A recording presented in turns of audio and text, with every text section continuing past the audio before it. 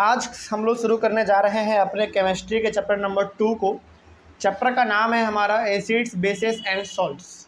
ये हमारा chapter chemistry के अंदर आता है, एसिड्स बेसेस एंड सॉल्ट्स। ये हमारा चैप्टर नंबर 2 है साइंस का। देखिए, सबसे पहले ना इस चैप्टर के हेडिंग में ही बहुत ही 3 इंपॉर्टेंट टर्म के बारे में बात किया गया है, एसिड के बारे में, बेस के बारे में और सॉल्ट के बारे में। और ये पूरा का पूरा चैप्टर इन्हीं तीनों के बारे में है, ठीक है। यानी कि इस पूरे के पूरे चैप्टर में हम लोग एसिड, बेस और सॉल्ट के बारे में ही पढ़ेंगे। तो शुरू किया जाए चैप्टर। सबसे पहले हम लोग यहाँ पे बात करेंगे एसिड के बारे में, उसके बाद बेस के बारे में और सॉल्ट के बारे में थोड़ा सा हम लोग बाद में बात करेंगे। लेकिन पहले एसिड और बेस के बारे में थोड़ा सा जान लिया जाए कि आखिर ये होता क्या है। तो बिल्कुल हमारा ये फ्रेश चैप्टर है, तो ध्यान से आप लोग सुनेंगे, बहुत इंपॉर्टेंट भी है। चलिए देखा जाए, सबसे पहले हम लोग बात करते हैं एसिड के बारे में। क्या कहा गया इसमें? Acids are sour in taste. Acid जो है ना टेस्ट में सावर होता है। सावर का मतलब क्या होता है मालूम है? सावर का मतलब होता है खट्टा। सावर का मतलब क्या? खट्टा। जैसे आप दही जो खाते हो, वो दही हमारा कैसा लगता है? खट्टा लगता है ना। तो वो भी हमारा एक तरीके से एसिड का ही एग्जाम्पल है, क्योंकि दही में भी एसिड पाया जाता है। लेकिन कौन सा एसिड है, ये सब हम लोग अभी डिटेल में बात नहीं करने वाले हैं, हम लोग आगे बात करेंगे। इसलिए पहले समझिए यहाँ पे जो बात है। सबसे पहला यहाँ पे कहा जा रहा है कि acids are sour in taste, यानी कि एसिड हमारा जो है ना टेस्ट में थोड़ा सा खट्टा होता है। आगे, acids change the colour of blue litmus to red. अब देखो, ये लिटमस पेपर क्या होता है? लिटमस एक हमारा पेपर होता है जो कि एसिड बेस को पता करने में हमारा मदद करता है। जैसे मान लीजिए कि आपके पास 2 गिलास दे दिया, एक गिलास में एसिड है, एक गिलास में बेस है। आप कैसे पता करोगे कि इसमें एसिड है और इसमें बेस है? इसके लिए हम लोग इस्तेमाल करते हैं लिटमस पेपर का। तो एसिड में लिटमस पेपर क्या हो जाता है? ब्लू। लिटमस क्या हो जाता है? एसिड में रेड कन्वर्ट हो जाता है। यानी कि एसिड में यदि आप ब्लू लिटमस पेपर को डालेंगे तो वो किस में कन्वर्ट हो जाएगा? रेड में कन्वर्ट हो जाएगा। ठीक है, आगे बढ़ते हैं फिर। एसिड्स आर इलेक्ट्रोलाइट्स, यानी कि that is acid can conduct electricity in solution. यानी कि यहाँ पे ये हो गया कि यदि हम लोग पानी में एसिड को मिला देना तो उससे हमारा इलेक्ट्रिसिटी कंडक्ट करता है, यानी कि उसमें आपको बिजली भी लग सकता है। जैसे सपोज कीजिए कि आप क्या करो, एक गिलास में आप पानी लो, पानी में एसिड मिला दो और उस एसिड से आप क्या करो, इलेक्ट्रिसिटी को पास करो। और जब आप पानी को छुएंगे आपको बहुत जोर का झटका लगेगा।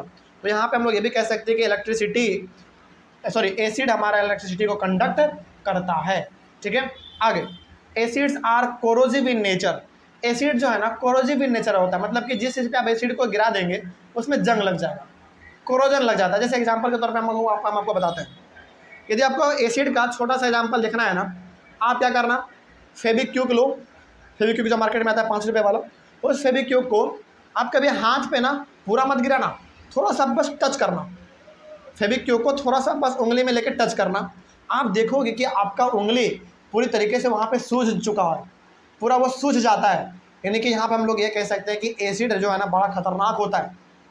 और एसिड कैसा होता है नेचर में? कोरोजिव नेचर का होता है। यानी कि एसिड जिस चीज़ पे गिर गया ना उसमें जंग लगना तय है।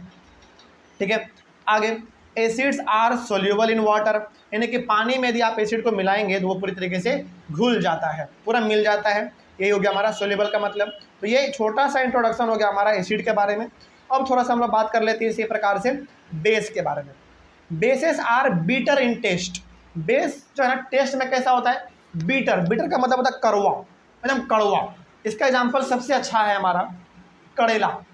सबसे अच्छा एग्जाम्पल करेला। करेला कैसा लगता है? खट्टा या कड़वा? एकदम कड़वा लगता है, बहुत कड़वा लगता है। तो ये हमारा एग्जाम्पल है बेस का। सबसे अच्छा एग्जाम्पल है, जो आपको बेस का और देखना है ना, इसका सबसे अच्छा एग्जाम्पल आपका साबुन जो आप लगाते हो, ये हमारा बिल्कुल एग्जाम्पल है बेस का। कभी आप जो साबुन अपने देह में लगाते हो नहाते वक्त, उसको आप कभी टच करना, यानी कि उसको टेस्ट करना जीभ से, बहुत कड़वा लगेगा एकदम। ठीक है, तो ये हमारा बेस जो है हमारा वो बीटर होता है, थोड़ा सा कड़वा होता है नेचर में, टेस्ट में। Bases change the colour of red litmus to blue. Base क्या करेगा? आपके रेड वाले लिटमस पेपर को ब्लू में कन्वर्ट कर देगा। कब? जब आप बेस में रेड लिटमस पेपर को डालेंगे तब। ठीक है, ये इसका खासियत है। Bases are also electrolytes, that is bases can also conduct electricity in solution. यानी कि बेस को भी यदि सॉल्यूशन में डाल दिया जाए, पानी में डाल दिया जाए, तो इससे भी हमारा इलेक्ट्रिसिटी पास करता है, इलेक्ट्रिसिटी कंडक्ट करता है। ठीक है, आगे, bases are soapy to touch. यानी कि बेस को जब आप टच करोगे ना तो बिल्कुल सॉपी लगेगा। सॉपी का मतलब हो गया जिस प्रकार से आप साबुन को टच करते हो तो कितना मुलायम लगता है, कितना चिकना लगता है ना, उसी प्रकार से हमारा जो अधिकतर बेस है वो बिल्कुल सॉफ्टी टू टच लगता है, मतलब आप टच करोगे तो बिल्कुल वो अच्छा लगेगा, फील आएगा अच्छे तरीके का, और वो बिल्कुल थोड़ा सा चिकना होता है इस तरीके का। तो ये हो गया हमारा बेस के बारे में। और सॉल्ट, ये जो हमारा है ना, सॉल्ट के बारे में थोड़ा सा हम लोग 1-2 क्लास के बाद बात करेंगे, क्योंकि सॉल्ट को समझाने से पहले हमको 2-3 रिएक्शन समझाना पड़ेगा, ठीक है। इसलिए हम लोगों ने पहले एसिड और बेस को समझ लिया, सॉल्ट को हम लोग थोड़ी देर बाद समझेंगे। अब उसके बाद हम लोग बात कर लेते हैं इंडिकेटर के बारे में। इंडिकेटर क्या होता है जरा देखा जाए। Indicator is a substance that assumes different colours in different solutions, यानी कि इंडिकेटर एक सबस्टेंस होता है जो कि अलग अलग कलर आपको प्रोवाइड करेगा अलग अलग सॉल्यूशन में। यानी कि इंडिकेटर को आप एसिड में डालेंगे अलग कलर हो जाएगा, बेस में डालेंगे अलग कलर हो जाएगा, ठीक है। तो इंडिकेटर बेसिकली देखो नाम से मालूम चल रहा है, इंडिकेटर मतलब क्या, जो कुछ इंडिकेट करे। तो इंडिकेटर हमारा वो सबस्टेंस होता है जिसको हम लोग अलग अलग सॉल्यूशन में डालेंगे, यानी कि एसिड में बेस में डालेंगे, उसका कलर क्या होगा, अपने आप चेंज हो जाएगा। इसी को हम लोग कहते हैं indicator. There are major 3 types of indicators, natural indicator, synthetic indicator and olfactory indicator. अब यहाँ पे हमारे पास इंडिकेटर मेजर 3 तरीके के हैं, 3 प्रकार के हमारे पास मेजर इंडिकेटर हैं। हालांकि इंडिकेटर और भी होते हैं, जैसे यूनिवर्सल इंडिकेटर एक और है, वो हम लोग बाद में पढ़ेंगे, लेकिन मुख्य तौर पे इंडिकेटर हमारा 3 होता है। पहला नेचुरल, दूसरा सिंथेटिक और तीसरा ऑल्फैक्टरी। इन तीनों के बारे में थोड़ा सा हम लोग डिटेल में डिस्कस कर लेते हैं कि आखिर नेचुरल इंडिकेटर क्या होता है, सिंथेटिक इंडिकेटर क्या है और ऑल्फैक्टरी इंडिकेटर क्या है। देखो, natural indicator are those indicators which are found in nature that is in the plants, यानी कि नेचुरल इंडिकेटर नाम से मालूम चल रहा है वो इंडिकेटर जो कहाँ पे पाया जाए, नेचर में पाया जाए, और नेचर में भी खास करके कहाँ पे, प्लांट में पाया जाए, उसको हम लोग कहेंगे natural indicator. Examples of natural indicator are litmus and turmeric. Turmeric मतलब कौन, हल्दी। हल्दी भी हमारा एक इंडिकेटर है, और ये कैसा है, नेचुरल है, क्योंकि हमारा प्लांट से मिलता है। और लिटमस भी हमारा एक इंडिकेटर है, और वो भी हमको प्लांट से ही मिलता है। तो नेचुरल इंडिकेटर का हमारे पास 2 एग्जाम्पल है, पहला लिटमस का और दूसरा टर्मरिक का। और ये जो लिटमस है ना, बेसिकली मार्केट में पेपर के रूप में भी आता है, पेपर के रूप में ही बेसिकली आता है। उस पेपर को, यानी हम लोग उसको कहते हैं लिटमस पेपर। लिटमस पेपर को, और लिटमस पेपर को मार्केट में 2 रंग में देखा जा सकता है, रेड और ब्लू। तो ब्लू लिटमस को एसिड में डालेंगे कुछ और कलर होगा, बेस में डालेंगे कुछ और कलर होगा। देख लेते हैं कहाँ पे क्या होगा। देखो, blue litmus turns to red in acid, यानी कि जब आप ब्लू लिटमस को एसिड में डालोगे क्या बन जाएगा, रेड में कन्वर्ट हो जाएगा। यहाँ पे ध्यान से समझना, ब्लू लिटमस पेपर को जब आप रेड में एसिड में डालोगे वो कन्वर्ट हो जाएगा रेड कलर में। आगे, और जब रेड लिटमस को आप डालोगे किसमें, किसमें, and blue litmus turns to red in acid and red litmus turns to blue in base. Just इसका उल्टा है, जस्ट इसका उल्टा है। ब्लू लिटमस पेपर को यदि आप एसिड में डालते हो तो वो बन जाएगा हमारा रेड, और यदि आप रेड लिटमस को डालते हो बेस में वो बन जाएगा ब्लू। इस बात को आप याद रखेंगे। उसके बाद अब बात कर लेते हैं टर्मरिक के बारे में।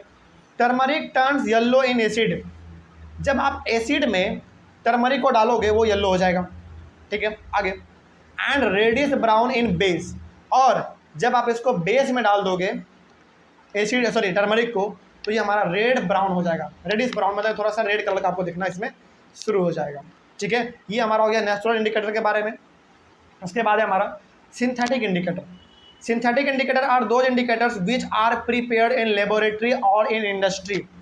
सिंथेटिक इंडिकेटर का मतलब होता है वो इंडिकेटर जो कि या तो लैब में बना हुआ है या तो उसको इंडस्ट्री में बनाया गया है जानबूझ के टेस्ट करने के लिए, ठीक है। एग्जाम्पल देखते हैं इसका। Examples of synthetic indicator are methyl orange and phenolphthalein. ये हमारा 2 ऐसा इंडिकेटर है जो कि कौन सा है, सिंथेटिक इंडिकेटर है, ठीक है। पहला मिथाइल ऑरेंज और दूसरा फिनेप्थिलीन। मिथाइल ऑरेंज का कैरेक्टरिस्टिक्स अपना अलग है, और फिर फिनेप्थिलीन का भी अपना कैरेक्टरिस्टिक अलग है। क्या है ज़रा देखा जाए। Methyl orange turns to red in acid, यानी कि एसिड में यदि आप मिथाइल ऑरेंज को डालेंगे तो वो हमारा रेड हो जाएगा। आगे, और यदि आप इसको मिथाइल ऑरेंज को बेस में डालेंगे तो हमारा येलो हो जाएगा। ये सब एग्जाम में कभी कभी पूछा जाता है, इस बात को आप याद रखेंगे। ऐसे पूछेगा कि मिथाइल ऑरेंज को एसिड में डालेंगे उसका कलर क्या होगा, मिथाइल ऑरेंज को बेस में डालेंगे उसका कलर क्या होगा, इस तरीके से पूछा जाता है एग्जाम में। आगे फिर फिनेप्थिलीन इज कलरलेस इन एसिड, और एसिड में यदि आप फिनैप्थलीन को डालते हैं वो बिल्कुल कलरलेस हो जाएगा, यानी कि उसका बिल्कुल कलर नहीं होगा, वो वाइट हो जाएगा। कलरलेस का मतलब क्या है? वाइट। तो एसिड में फिनैप्थलीन हमारा बिल्कुल वाइट होता है, और वही बेस में हमारा फिनैप्थलीन पिंक हो जाता है। ठीक है, ये हमारा हो गया बात किसके बारे में? सिंथेटिक इंडिकेटर के बारे में दोनों। अब है हमारा तीसरे नंबर पे ऑल्फैक्टरी इंडिकेटर। ये क्या होता है जरा देखा जाए। Olfactory indicator are those indicators which are identified their change in smell, यानी कि वो इंडिकेटर जिसके स्मेल के चेंज में आने से हम लोग पता कर लेते हैं कि एसिड है कि बेस है। मतलब ये हो गया वो इंडिकेटर जो जिसके स्मेल से हम लोग पता कर लेते हैं कि वो सामने में रखा हुआ ऑब्जेक्ट हमारा एसिड है या बेस है। जैसे इस एग्जांपल देखो, examples of olfactory indicator are onion juice, vanilla essence and clove oil. तो ये हमारा 3 ऐसा एग्जाम्पल है जो कि ऑल्फैक्टरी इंडिकेटर का है। मतलब ये हो गया कि यदि इन तीनों को हम लोग किसी चीज़ में डाल देना उसका स्मेल ही चेंज हो जाता है, और स्मेल चेंज होने से हम लोग ये पता कर पाएंगे कि एसिड है या बेस है। तो ये हमारा इंडिकेटर 3 प्रकार का था, नेचुरल, सिंथेटिक और ऑल्फैक्टरी इंडिकेटर। अब इसमें तो कोई डाउट नहीं। इस बेसिकली यहाँ पे हम लोगों ने एक तरीके से कह सकते हैं कि इंट्रोडक्शन लिया हम लोगों ने अपने इस चैप्टर का। मेन टॉपिक जो आपका शुरू होता है इस चैप्टर का वो यहाँ से होता है, understanding the chemical properties of acids and bases. यहाँ से हमारा मेन शुरू होता है। कोई डाउट इसमें? चलिए, तो मिलेंगे हम लोग अपने अगले वाले क्लास में इस टॉपिक के साथ। तब तक के लिए थैंक यू वेरी मच। मिलते हैं अगले वाले क्लास में। आज हम लोग अपने चैप्टर के सबसे पहले वाले टॉपिक को शुरू करेंगे। पिछले वाले क्लास में जो कुछ भी हम लोगों ने पढ़ा वो एक तरीके से इस चैप्टर का इंट्रोडक्शन था। ठीक है, तो आज हम लोग अपने इस चैप्टर के सबसे पहले वाले टॉपिक को शुरू करने जा रहे हैं। सबसे पहला टॉपिक है हमारा चैप्टर का understanding the chemical properties of acids and bases, यानी कि अब यहाँ से हमारा जो है ना असल क्लास शुरू होने वाला है। पिछले वाले क्लास में जो आपने पढ़ा वो तो बस एक इंट्रोडक्शन था, बेस था हमारा, जो कि चैप्टर को पढ़ने से पहले आपको जानना चाहिए था, हम लोगों ने जान भी लिया। यहाँ से हमारा मेन टॉपिक शुरू होता है। इस टॉपिक को ध्यान से आप समझेंगे, पढ़ेंगे ना, तो इसमें कहा यह जा रहा है कि इस टॉपिक में हम लोग एसिड और बेस के केमिकल प्रॉपर्टी को समझने वाले हैं। ठीक है, चलो देखा जाए। देखो अब ना, चूँकि अब आप एसिड और बेस के बारे में पढ़ने जा रहे हैं, तो जब आप इस चैप्टर के एक्टिविटी को पलट के देखेंगे, हालांकि एक्टिविटी भी हम करवाएंगे, तो एक्टिविटी को जब आप पलट के देखेंगे तो उसमें ना एसिड के बारे में 2 टर्म बहुत आपको खास मिलेगा। जैसे कई बार मिलेगा कंसनट्रेटेड एसिड और कई बार मिलेगा आपको डाइल्यूट एसिड। ठीक है, तो इन दोनों के टर्म को पहले समझ लेते हैं, उसके बाद हम लोग अपना आगे बढ़ेंगे। ये दोनों टर्म अलग से लिखने का मेरा मकसद यहाँ पे ये है कि ताकि जब आप अपने एक्टिविटी को ध्यान से पढ़ेंगे, अपने बुक की एक्टिविटी को, तो उसमें बहुत जगह पर और बहुत सारे एक्टिविटी में कंसनट्रेटेड एसिड और डाइल्यूट एसिड का जिक्र किया गया है। तो इसका मतलब पहले हम लोग यहाँ पे समझ लेंगे, तब आप इसको एक्टिविटी को पढ़ेंगे तो कोई दिक्कत नहीं होगा। देखिए पहले कंसनट्रेटेड एसिड में क्या होता है देखा जाए, those acid in which the amount of acid is more but the amount of water is less, it is known as concentrated acid. यानी कि वो एसिड जिस एसिड में एसिड का मात्रा क्या हो, ज़्यादा हो, और वाटर का मात्रा कम हो, उस प्रकार के एसिड को हम लोग कंसनट्रेटेड एसिड कहते हैं। ठीक है, और इसका जस्ट उल्टा हमारा है डाइल्यूट एसिड। क्या है देखो इसमें, those acid in which the amount of acid is less but the amount of water is more, it is known as dilute acid. तो जिस एसिड में एसिड का मात्रा कम हो और उसमें पानी का मात्रा ज़्यादा हो, उस एसिड को हम लोग डाइल्यूट एसिड कहते हैं। हालांकि ये दोनों टर्म को इस तरीके से डिफाइन करके एनसीईआरटी में नहीं बताया गया है, लेकिन हम यहाँ पे डिफाइन करके इसलिए बता रहे हैं क्योंकि आपकी एक्टिविटी में इस दोनों टर्म का बहुत बार इस्तेमाल किया जाएगा, तो आपको डाउट इसमें होना नहीं चाहिए। चलो, इस मेन हेडिंग के अंदर हमारा जो सबसे पहला वाला छोटा टॉपिक है वो है acids and bases in the laboratory. देखो इस टॉपिक में कुछ ना कुछ खास है नहीं, इसमें ना हमारा 2 एक्टिविटी है। आप ध्यान से देखेंगे तो आपको इसमें एक्टिविटी मिलेगा। कौन है? एक्टिविटी 2.1 और 2.2 है ना, ये 2 एक्टिविटी है। इन दोनों एक्टिविटी को हम लोग बाद में करेंगे, अभी केवल और केवल हम लोग अपने चैप्टर के थ्योरी वाले पार्ट को करते चलते हैं। तो इस टॉपिक में हमारा 2 एक्टिविटी है, ये हम लोग बाद में देख लेंगे। तो वही चीज़ हमने यहाँ पे लिख दिया है कि there is nothing special in this topic. इस टॉपिक में उतना कुछ खास है नहीं, तो जानबूझ के हमने यहाँ पे लिख भी दिया है ताकि आपको ऐसा ना लगे कि सर ने इसको छोड़ दिया। नहीं, इसमें 2 एक्टिविटी है वो हम करवाएंगे आपको, उसमें हम पूरा करेंगे, लेकिन इसमें कुछ उतना खास है नहीं, तो हम लोग इसको स्किप करके आगे बढ़ सकते हैं।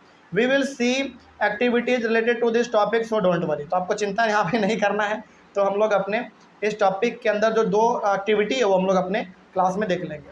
खैर इसमें उतना कुछ खास नहीं है, इसको हम लोग अभी फ़िलहाल स्किप कर सकते हैं। अब अगला टॉपिक देखिए, अब यहाँ से हमारा मेन शुरू होता है। How do acids and bases react with metals, यहीं से हमारा मेन क्लास शुरू होता है। देखिए इसमें कहा यह जा रहा है कि हमारा एसिड और बेस मेटल के साथ जब रिएक्ट करेगा तो क्या क्या आपको देखने को मिलेगा, यानी कि क्या क्या वहाँ पे हमारा ऑब्जर्वेशन हो सकता है एसिड और बेस जब मेटल के साथ रिएक्ट करेगा तब। यहाँ से देखा जाए, ध्यान से समझिएगा, यहीं से हमारा आज का क्लास मेन शुरू होता है।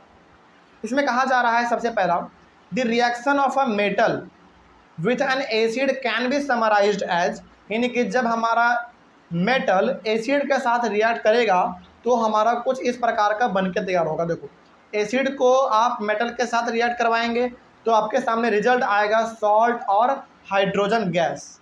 ठीक है, आगे बढ़ते हैं। अब इसका एक एग्जांपल देख लेते हैं। यहाँ पे H2SO4 हमारा एसिड है, ठीक है, Zn हमारा एक मेटल है। देखिए इसी के अकॉर्डिंग चलिएगा, एसिड को हम रिएक्ट करवा रहे हैं किसके साथ, मेटल के साथ। ठीक है, तो एसिड मेटल के साथ रिएक्ट करेगा तो बनेगा सॉल्ट और हाइड्रोजन गैस। तो यहाँ पे हमारा H2SO4 एसिड है और Zn हमारा यहाँ पे मेटल है, इन दोनों को आपस में हम रिएक्ट करवा रहे हैं तो हमारे पास बन रहा है ZnSO4 जो कि एक सॉल्ट है आगे, और H2 हमारा एक हाइड्रोजन गैस है। अच्छा, अब आपके मन में सवाल होना चाहिए कि सर आपने H2SO को देखकर एसिड कैसे बता दिया, ZnSO4 को आपने सॉल्ट कैसे बता दिया। चलो यहाँ पे आप पेंसिल को उठाइए और कहीं बगल में लिखिए, इसको पता करने का ना तरीका होता है। हालांकि हमारे इसी क्लास में हम लोगों को आगे पढ़ना है कि एसिड को कैसे पहचानेंगे, बेस को कैसे पहचानेंगे, सॉल्ट को कैसे पहचानेंगे, ये हमारा तरीका है आगे, लेकिन कोई बात नहीं, यहाँ पे आ गया तो आप इसको पहले ही जान लीजिए। देखिए किसी भी प्रकार के कंपाउंड में यदि आपको H दिख जाए, H मतलब कि हाइड्रोजन दिख जाए, तो समझ जाइएगा कि वो हमारा एसिड है। ठीक है, मतलब कि ये हमारा कंपाउंड है H2SO4। यदि किसी कंपाउंड में आपको H दिख जाए यानी कि हाइड्रोजन दिख जाए तो समझ जाइएगा कि वो हमारा एसिड है। ठीक है, और यदि किसी कंपाउंड के लास्ट में OH दिख जाए, O और H, तो समझ जाइएगा कि वो हमारा बेस है। ठीक है, मतलब कि किसी कंपाउंड में यदि आपको H दिख गया तो समझ जाइए कि वो हमारा एसिड है, और किसी कंपाउंड के लास्ट में यदि आपको OH दिख जा रहा है तो समझ जाइए कि वो हमारा बेस है। और इन दोनों के अलावा जो कुछ उटपटांग जैसा कुछ नया दिख जाए समझ जाइएगा कि वो हमारा सॉल्ट है। ठीक है, अब यहाँ पे दोबारा देखिए, इसमें हमारा H है तो ये हमारा एसिड हो गया, ये हमारा ZnSO4 है, तो क्या SO4 में OH है, नहीं है, और इसमें H भी नहीं है। इट मीन्स ना ही ये हमारा एसिड है ना ही ये हमारा बेस है, तो फिर ये हमारा है क्या, सॉल्ट है। ठीक है, आगे बढ़ते हैं।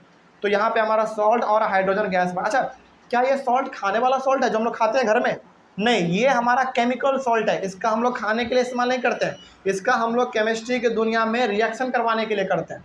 ठीक है, हालांकि खाने वाला भी नमक हमारा एग्जाम्पल में आएगा, लेकिन अभी फिलहाल ये हमारा खाने वाला नमक नहीं है, कोई डाउट इसमें। तो जब हमारा एसिड और मेटल आपस में रिएक्ट करेगा तो सॉल्ट और हाइड्रोजन गैस बनेगा। ठीक है, एग्जाम्पल भी हमने यहाँ पे देख लिया। अब एसिड और बेस को कैसे पहचानेंगे, मालूम चल गया।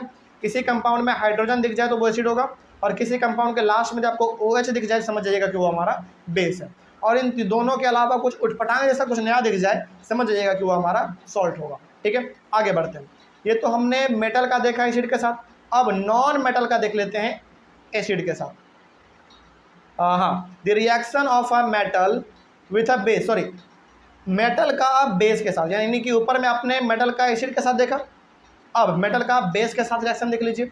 The reaction of a metal with a base can be summarised as base plus metal react करेगा तो बनेगा हमारा सॉल्ट प्लस हाइड्रोजन गैस।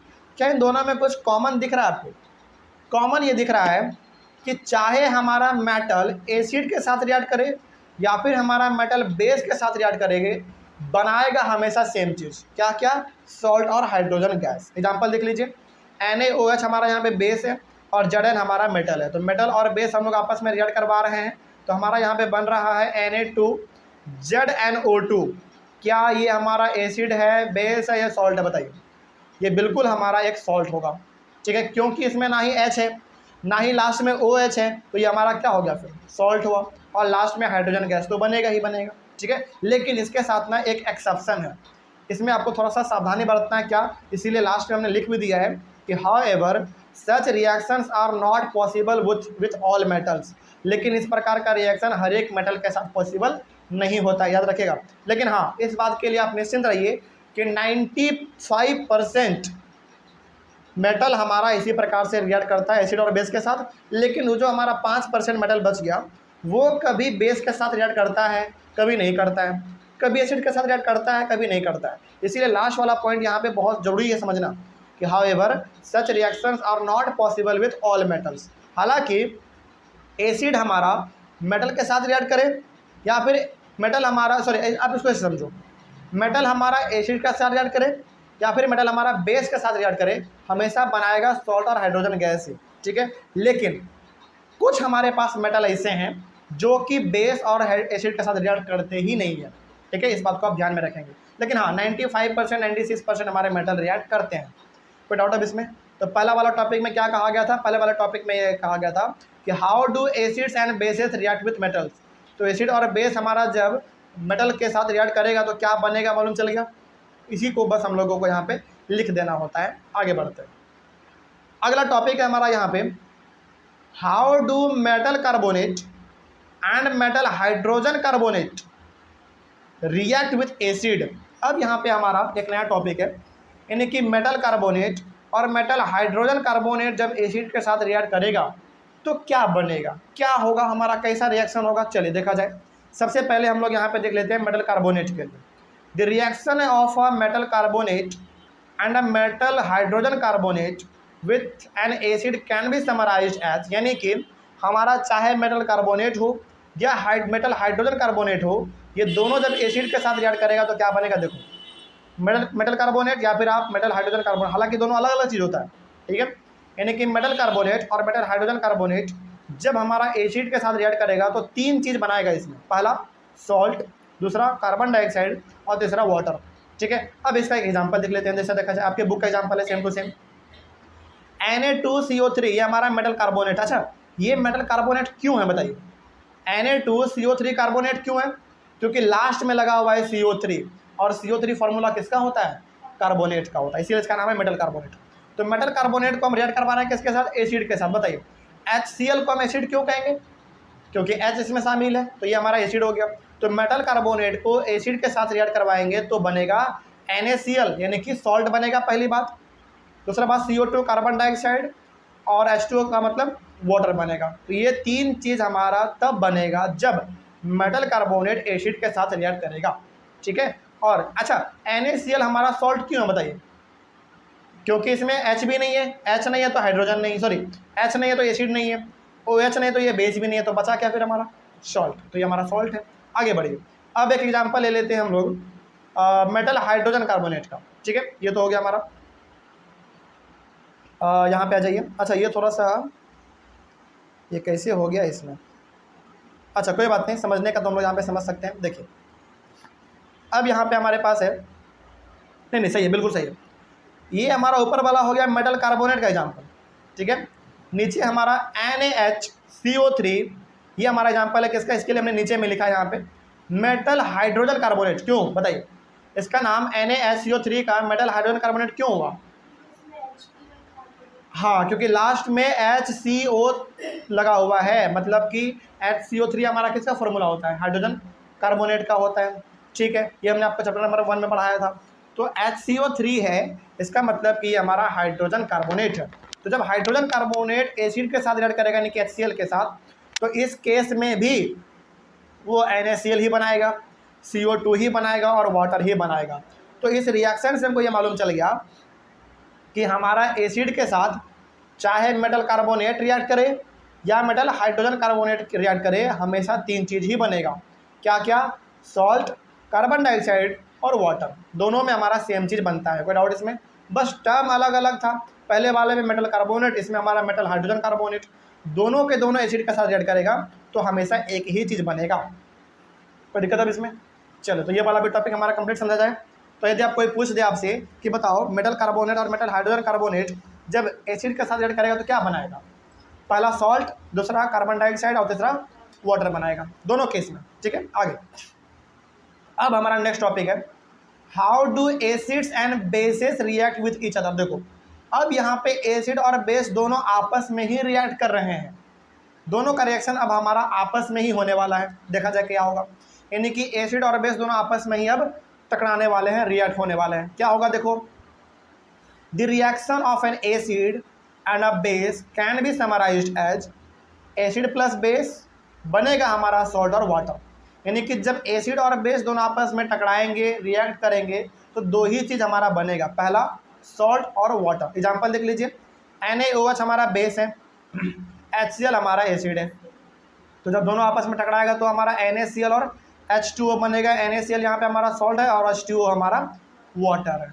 ठीक है, अब एक बात और यहाँ पे खास जान लीजिए आप, जब एसिड और बेस आपस में रिएक्ट करेगा तो पहली बात तो सॉल्ट और वाटर बनेगा, और इस रिएक्शन को हम लोग कह देते हैं न्यूट्रलाइजेशन रिएक्शन। ठीक है, तो वही बात यहाँ पे लिखा हुआ है, the reaction between an acid and a base to give a salt and a water is known as a neutralisation reaction.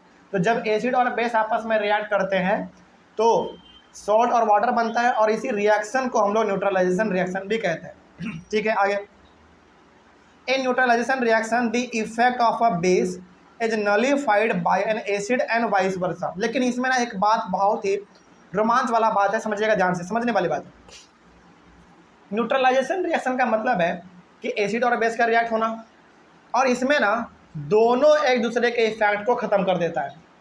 यानी कि एसिड बेस के प्रभाव को ख़त्म करेगा और बेस एसिड के प्रभाव को ख़त्म कर देता है। और यहाँ पे हमारा जो ये नमक बनता है ना NaCl, ये वो नमक है जो हम लोग अपने घरों में इस्तेमाल करते हैं खाने के लिए, NaCl यानी कि सोडियम क्लोराइड। तो बताइए अब, तो जो आप घर का नमक खाते हैं, क्या उसमें एसिड का मात्रा होता है? नहीं होता, उसमें बिल्कुल नहीं होता, और उसमें बेस का भी मात्रा नहीं होता। यानी कि हम लोग जो अपने घरों में नमक खाते हैं वो हमारा बिल्कुल न्यूट्रल सॉल्ट होता है। तो वही बात यहाँ पे कहा गया था कि जब एसिड और बेस आपस में रिएक्ट करते हैं तो बनता है हमारा सॉल्ट और वाटर है। और ये जो सॉल्ट है ना, इस सॉल्ट में ना ही आपको एसिड का मात्रा देखने को मिलेगा, ना ही बेस के मात्रा को देखने को मिलेगा। क्यों?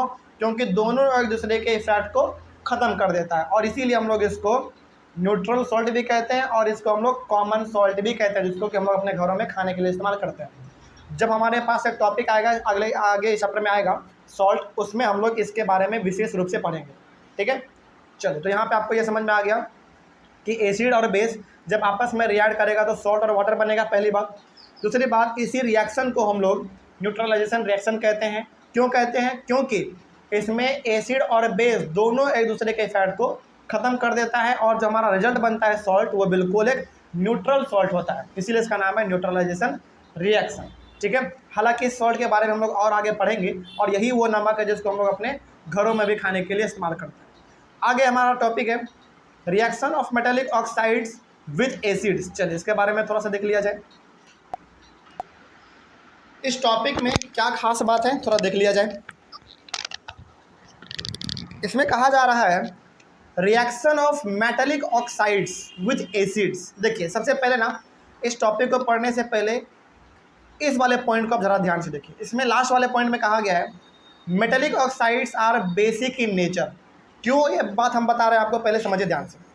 इसमें कहा जा रहा है कि मेटेलिक ऑक्साइड जो है ना वो बेसिक नेचर का होता है, यानी कि वो बेसिकली एक बेस ही होता है। ठीक है, अब इस टॉपिक में है क्या, reaction of metallic oxide with acid. तो जब मेटेलिक ऑक्साइड हमारा बेसिक नेचर का होता है, यानी कि वो बेस ही होता है एक तरीके से, तो बताइए यहाँ पे आप एक्चुअली में रिएक्शन किसके बीच में करवाने जा रहे हैं? बेस और एसिड के बीच में। देखो यहाँ पे बस टर्म का खेल है। टर्म यहाँ पे क्या कह दिया कि आप यहाँ पे मेटेलिक ऑक्साइड को रिएक्ट करवाने जा रहे हैं एसिड के साथ, लेकिन एक्चुअली में आप एसिड को ही बेस के साथ रिएक्ट करवाने जा रहे हैं। क्यों?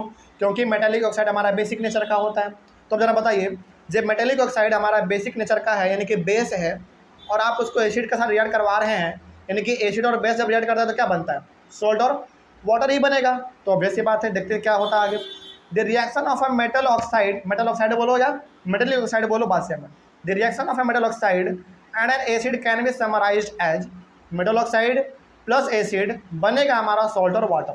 देखो ऊपर वाले रिएक्शन में क्या कहा गया था, एसिड और बेस को आप रिएक्ट करवाओगे तो बनेगा सॉल्ट और वाटर। तो इसमें भी तो हमारा वही चीज़ होगा। मेटेलिक ऑक्साइड हमारा होता है बेस नेचर का, और एसिड तो हमारा यहाँ पे है ही। तो जब यहाँ पे भी एसिड और बेस जब आपस में रिएक्ट करेगा तो हमारा सॉल्ट और वाटर ही बनेगा। तो यहाँ पे हमारे पास क्या है देख लो, मेटल ऑक्साइड के तौर पे CuO, यानी कि कॉपर ऑक्साइड हमारे पास है। तो कॉपर ऑक्साइड हमारा हो गया मेटेलिक ऑक्साइड, जो कि किस नेचर का होगा? बेस नेचर का होगा। और HCl तो हमारा एसिड है ही, तो जब एसिड और बेस आपस में रिएक्ट करेंगे तो सॉल्ट और वाटर ही हमारा बनेगा। बस यहाँ पे हमारा टर्म का सारा खेल है। मेटालिक ऑक्साइड बोल दिया, इसका मतलब आपको घबराना नहीं है, मतलब ये बात कर रहा है किसका, बेस का बात कर रहा है। ठीक है, आगे बढ़ते हैं फिर। तो वही हमारा यहाँ पे था, तो जब ये हमारा आपस में रिएक्ट करेगा, क्योंकि ये हमारा हो गया बेस और ये हमारा हो गया एसिड, जब रिएक्ट करेगा तो हमारा CuCl2 जो कि हमारा एक सॉल्ट है और H2O बनेगा, यानी कि वाटर है हमारा। चलिए अगला वाला भी समझिए ध्यान से, अगला वाला भी सेम ही है हमारा। इस वाले को भी पढ़ने से पहले आप क्या देख लो, नीचे सबसे पहले पॉइंट, नीचे वाले पॉइंट को क्या कहा गया है, non metallic oxides are acidic in nature. Not metallic oxide जो है हमारा वो नेचर में एसिड होता है। ठीक है, अब इसमें क्या कहा गया देखो, reaction of a non metallic oxide with base, यानी कि बेस के साथ आप रिएक्ट करवाने जा रहे हैं नॉन मेटेलिक ऑक्साइड को, और नॉन मेटेलिक ऑक्साइड का मतलब क्या है, एसिड। तो यहाँ पे भी आप एसिड और बेस को ही रिएक्ट करवाने जा रहे हैं। तो बताइए, जब यहाँ पे भी एसिड और बेस रिएक्ट करेगा तो क्या बनेगा, और वाटर ही बनेगा, सॉल्ट और वाटर बनेगा। तो वही चीज़ यहाँ पे है, the reaction of a non metal oxide and a base can be summarised as non metal oxide plus base बनेगा हमारा सॉल्ट प्लस वाटर। एग्जांपल देख लीजिए, CaOH2, बताइए इसके लास्ट में OH लग गया तो क्या होगा, ये हमारा बेस होगा। ठीक है, और हमारा यहाँ पे लास्ट में CO2 है, यानी कि नॉन मेटल ऑक्साइड है, और नॉन मेटल ऑक्साइड हमारा किस नेचर का होगा, एसिड का होगा। अब आपको लग रहा होगा कि sir carbon dioxide acid nature का थोड़ी होता है, होता नहीं है, लेकिन हाँ मान लीजिए कि यहाँ पे वो हमारा एसिड नेचर का, एसिड के जैसा बिहेव कर रहा है, क्योंकि हमारा क्या यहाँ पे बात किया गया है, नॉन मेटल ऑक्साइड बात किया गया है। तो यहाँ पे हमारा CaOH2 बेस है और CO2 हमारा यहाँ पे एसिड है, दोनों आपस में रिएक्ट करेगा तो CaCO3 यानी कि सॉल्ट है ये हमारा, और H2O यानी कि वाटर है ये हमारा, ये बनेगा। ठीक है, तो यहाँ पे बेसिकली 3 रिएक्शन एक ही बात आपको बताना चाह रहा है। ये वाला भी जहाँ पे हमारा एसिड और बेस रिएक्ट कर रहा था, ये वाला भी जहाँ पे हमारा मेटेलिक ऑक्साइड एसिड का साथ रिएक्ट कर रहा था, यहाँ पे भी वही सेम चीज़ है। और यहाँ पे जहाँ पे नॉन मेटेलिक ऑक्साइड बेस का साथ रिएक्ट कर रहा था, तीनों में हमारा कॉमन क्या नज़र आया आपको, कॉमन ये नज़र आया कि तीनों में एसिड और बेस ही रिएक्ट कर रहा है और सॉल्ट और वाटर ही बन रहा है। ठीक है, बस सारा खेल किसका है, वर्ल्ड का सारा खेल है। इसको आप समझ जाएंगे तो आराम से आप लिख देंगे। जैसे एग्जाम में आएगा कि मेटेलिक ऑक्साइड एसिड के साथ रिएक्ट करेगा तो बताओ क्या बनेगा। यदि आपको याद है कि मेटेलिक ऑक्साइड हमारा बेसिक नेचर का होता है तो आप क्या याद रख लोगे कि अच्छा बेसिकली हमको यहाँ पे बेस और एसिड को रिएक्ट करवाना है तो बनेगा सॉल्ट और वाटर। कोई डाउट इसमें? चलिए आगे बढ़ते हैं फिर। तो ये वाला टॉपिक भी हमारा कंप्लीट हो गया। अगला टॉपिक है हमारा बिल्कुल इंपॉर्टेंट एक नया topic, what do all acids and all bases have in common. इसको हम लोग अपने अगले वाले क्लास में कवर करेंगे। Thank you very much. आज का हमारा टॉपिक है what do all acids and all bases have in common. मतलब इस टॉपिक का कहने का मतलब यहाँ पे ये है कि सारे के सारे एसिड में कॉमन क्या होगा और सारे के सारे बेस में कॉमन क्या होगा। जैसा कि हमने आपको पहले वाले यानी कि इसके पिछले वाले क्लास में हमने आपको बताया कि जिस भी कंपाउंड में H दिख जाए समझ जाइए वो हमारा क्या होगा, एसिड होगा, और जिस भी कंपाउंड के लास्ट में आपको OH दिख जाए वो हमारा क्या होगा, बेस होगा। बस वही चीज़ यहाँ पे है और इसके अलावा कुछ भी इसमें नहीं है। यानी कि हर एक एसिड में कॉमन क्या होगा, H कॉमन होगा यानी कि हाइड्रोजन, और हर एक बेस में कॉमन क्या होगा, OH कॉमन होगा यानी कि हाइड्रोक्साइड। ठीक है, बस यही चीज़ है हमारे इस टॉपिक में और इसमें कुछ नहीं है। चलिए आगे थोड़ा सा पढ़ लिया जाए इसमें और क्या कहा गया है। All acids have similar chemical property. दुनिया में जितना भी एसिड है सभी का एक ही केमिकल प्रॉपर्टी होगा, यानी कि दुनिया में जितना भी दुनिया में जितना भी एसिड है सारे के सारे केमिकल प्रॉपर्टी एक ही होंगे। यानी कि एसिड का नाम भले ही अलग अलग है, कोई स्ट्रॉन्ग एसिड है कोई वीक एसिड है, लेकिन सबका केमिकल प्रॉपर्टी सेम ही है। अच्छा बताइए, सबसे पहले वाले क्लास में हमने आपको एसिड के बारे में बताया था कि एसिड और कोरोजिव इन नेचर होता है, यानी कि एसिड को जब आप किसी चीज़ पे डाल दोगे ना उसमें जंग लगना शुरू हो जाता है। तो ये हर एसिड के साथ है, तो केमिकल प्रॉपर्टी जो एसिड का वो सभी में कॉमन है, बस नाम सबका अलग अलग है, कोई स्ट्रॉन्ग एसिड है कोई वीक एसिड है, ठीक है, लेकिन सभी में केमिकल प्रॉपर्टी सेम रहेगा। यानी कि हर एक एसिड हमारा जो है कोरोजिव होता है नेचर में, हर एक एसिड। आगे बढ़ते हैं। All acids have hydrogen. हर एक एसिड में हाइड्रोजन का होना कंपलसरी है, यानी कि दुनिया में जितना भी एसिड है हर एक एसिड में हाइड्रोजन होगा ही होगा। इसलिए हमने आपको बताया था कि जिस कंपाउंड में आपको H दिख जाए समझ जाना वो हमारा हाइड्रोजन है, सॉरी एसिड है, और जिसमें OH दिख जाए वो हमारा क्या होगा, बेस होगा, और इन दोनों के अलावा जो कुछ दिख जाए वो हमारा सॉल्ट होगा। ठीक है, आगे। Acids conduct electricity in aqueous solution, यानी कि एसिड जो है ना, यदि एसिड को पानी में डाल दिया जाए तो वो हमारा वहाँ से इलेक्ट्रिसिटी कंडक्ट करेगा। अच्छा, यहाँ पे बात है कि सर एक्वस सॉल्यूशन का मतलब क्या होता है? एक्वस सॉल्यूशन का मतलब होता है थोड़ा सा गाढ़ा। गाढ़ा मतलब कि आप इसको ऐसे समझिए, आपके घर में किचन में सरसों तेल होगा और आपके घर में रिफाइन भी होगा। उन दोनों में बताइए ज़्यादा गाढ़ा कौन होता है, रिफाइन या तेल? नहीं, रिफाइन ज़्यादा गाढ़ा होता है। आप इसको कभी गौर करना, अपने किचन में जाके इसको पता करना आप। रिफाइन जो है ना थोड़ा सा गाढ़ा ज़्यादा होता है। तो चलो इसको आप ऐसे छोड़ दो। आप एक काम करो, आप क्या करो, एग्जाम्पल के तौर पे आपको बताते हैं। आप क्या करो, एक गिलास में चीनी पानी घोलो, ठीक है, और एक गिलास में आप क्या कर लो, एक गिलास में पानी और आटा घोलो, ठीक है। बताओ दोनों में गाढ़ा कौन होगा? आटा वाला होगा। तो इसी को हम लोग कहते हैं एक्वस सॉल्यूशन, ठीक है। तो पानी में यदि एसिड को मिला दिया जाए और यदि वो थोड़ा सा गाढ़ा है तो उसमें हमारा इलेक्ट्रिसिटी कंडक्ट करेगा, यानी कि इलेक्ट्रिसिटी उससे हमारा पास होगा।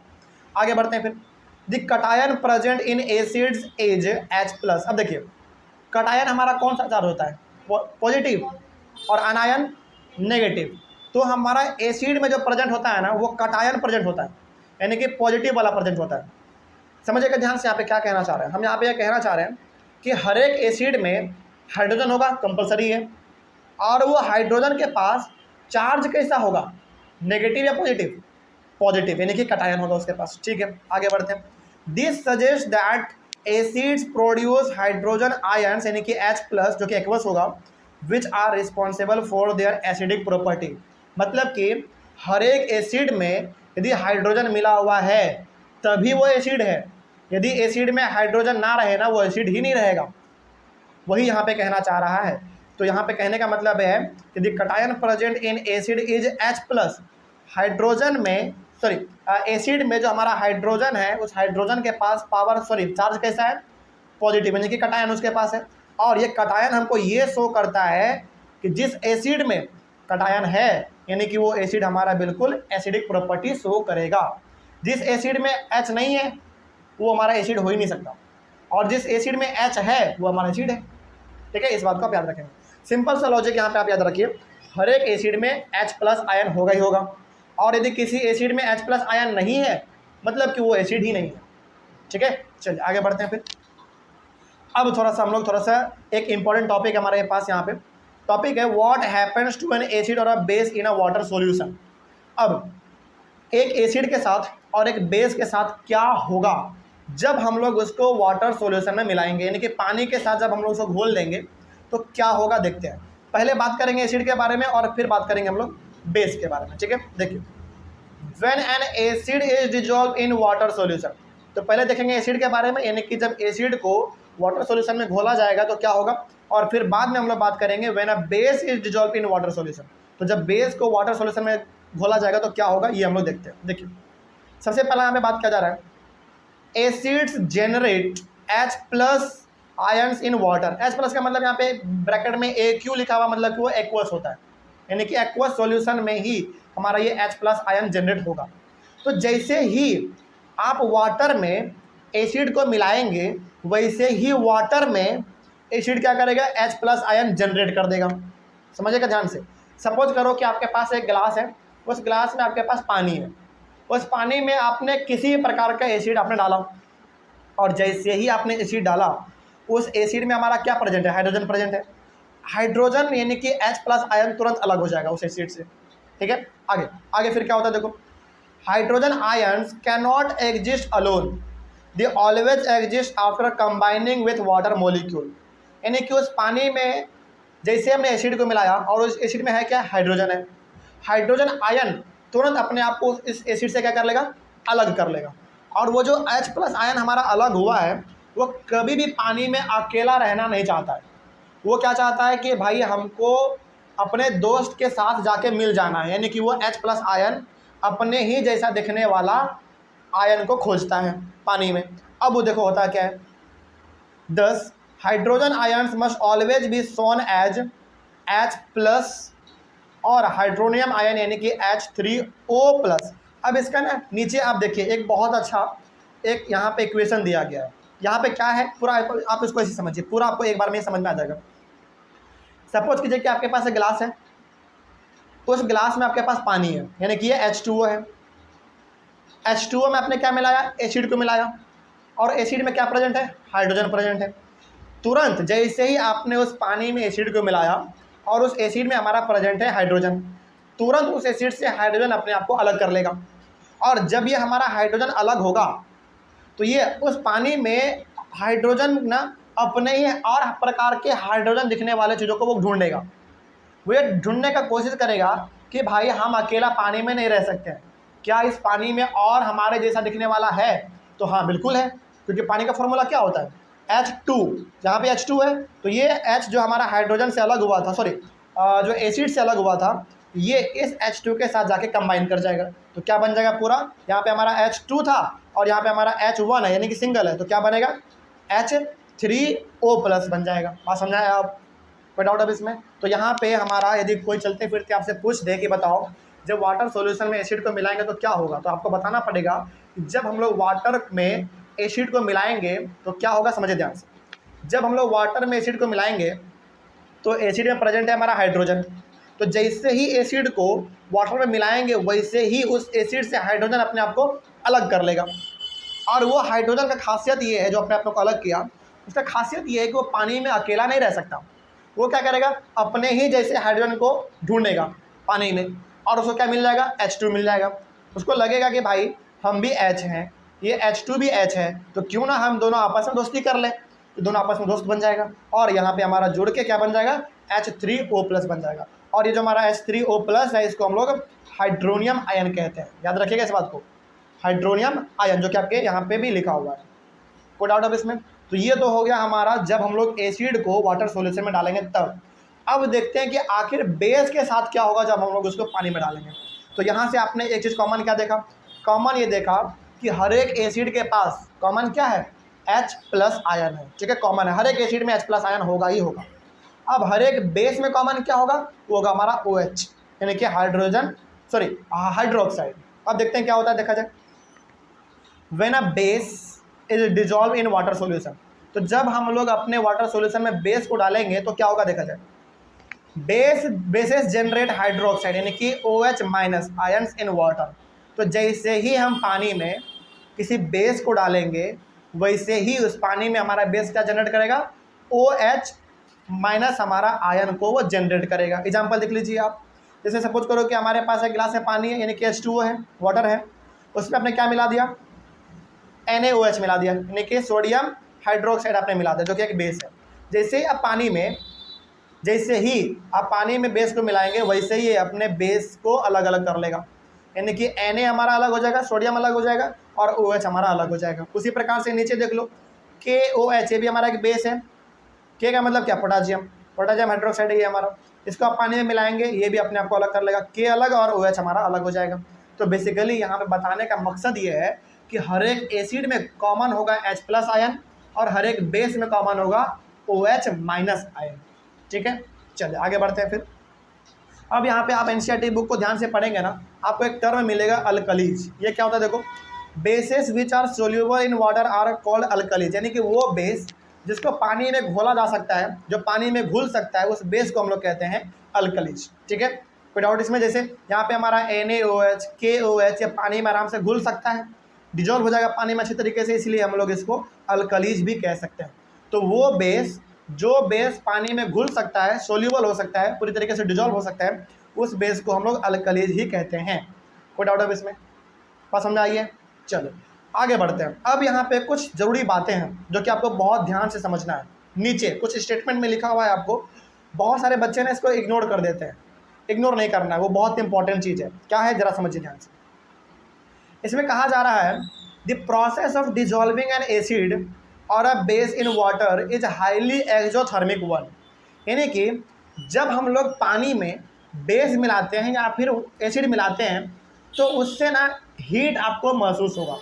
मतलब क्या हो गया, मतलब यहाँ पे ये है कि सपोज करो कि आपके पास एक गिलास में पानी है, उस गिलास में आप एसिड मिलाओ या फिर आप बेस मिलाओ, उसके बाद आप गिलास को टच करेंगे ना, आपको गिलास बिल्कुल गर्म दिखेगा, ठीक है। आगे बढ़ते हैं। हालांकि इसमें बहुत इंपॉर्टेंट बात अभी हम आपको बताने वाले हैं।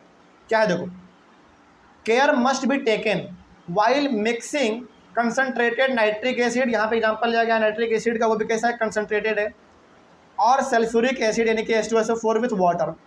The acid must always be added slowly to water with constant steering.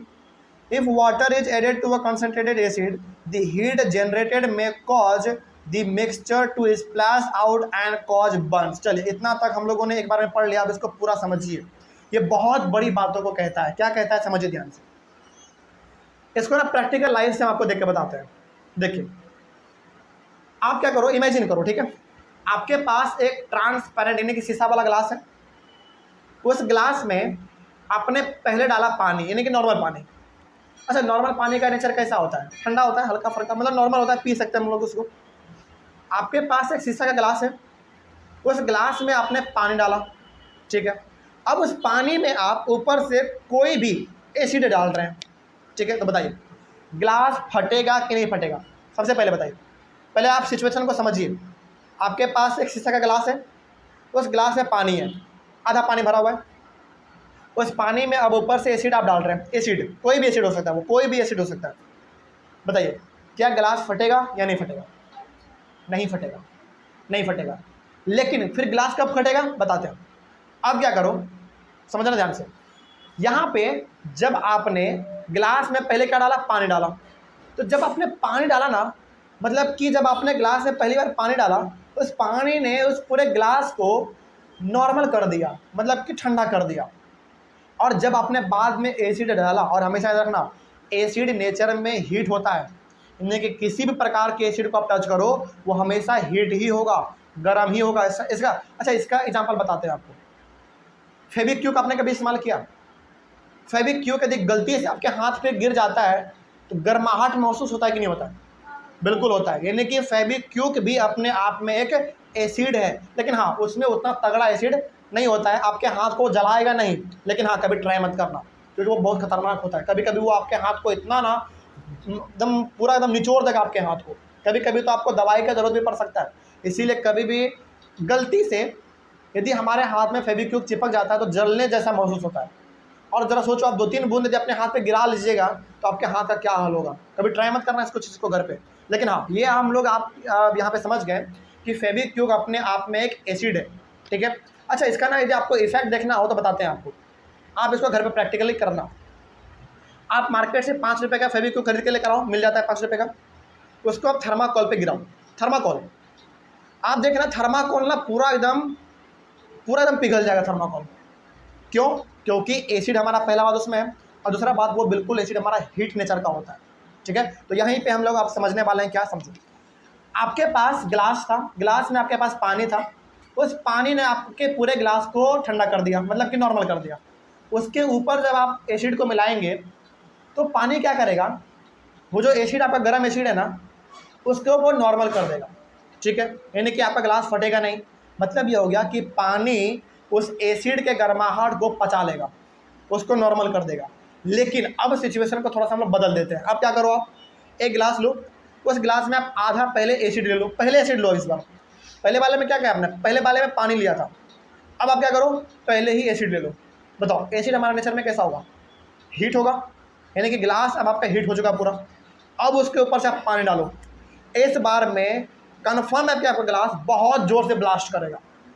क्यों? क्योंकि पहले से ही आपका ग्लास हीट था, उसको अचानक आपने ठंडा दे दिया।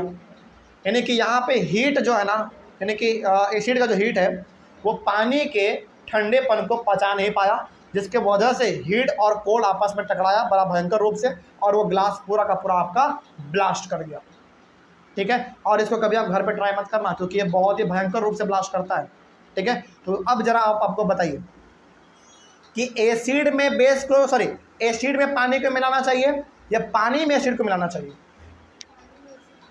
पानी में एसिड को मिलाना चाहिए, क्योंकि जब हम लोग पानी में एसिड को मिलाते हैं तो पानी के पास वो क्षमता होता है कि वो एसिड के गर्माहट को पचा लेगा, उसको वो एब्जॉर्ब कर लेगा। लेकिन जब हम लोग एसिड में पानी को मिलाएंगे ना, तो एसिड के पास इतना क्षमता नहीं होता है कि वो पानी के ठंडेपन को पचा पाए, उसको एब्जॉर्ब कर पाए। इसलिए हमारा ग्लास एकदम बिल्कुल ब्लास्ट करके फटेगा।